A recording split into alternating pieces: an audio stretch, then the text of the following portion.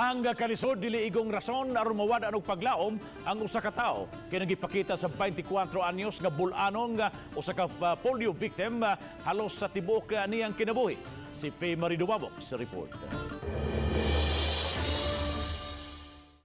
Mas nailhan siyang si Inday Avelina, tagalungsod sa Luay, Bohol. Halos sa tanan niyang lihukonon, alalay kanunay ang iyang inahan. Mipuyo lang sila sa ilang igagaw.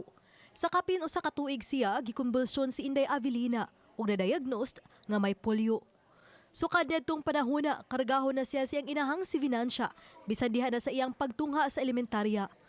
Apan tungod sa kagipot sa panginabuhi sa iyang amahang mananagat, wala matapos ni Inday Avelina ang iyang pagtungha sa high school. Sa ilang panimay, gipalambo niya ang iyang talento sa painting gamit ang mga salin nga materyales sa mga silingan. Karon, may mga tao nga mitabang kaniya sa mga gamit.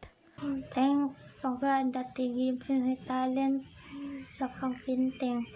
All children and PWD like me.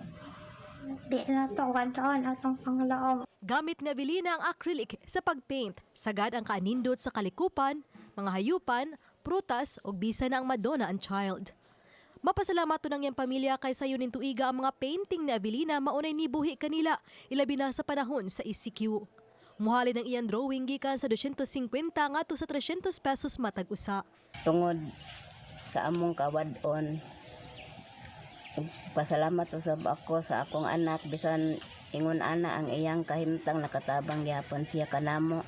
Og maron ang atong talento, just remember the saying, never lost hope. You will never know what tomorrow will bring. Si Inday Avelina nagpahinumdom nga bisan sa mga pagtamay o kalisod sa kinabuhi nga maangkon, di angay mawad-an og paglaom, apan mas manlimbasog pa aron maayong ugma ang maangkon. Uban ni Cleofer Lumayag, ako si Faye Marie Dumabok, Balitang Bisdak.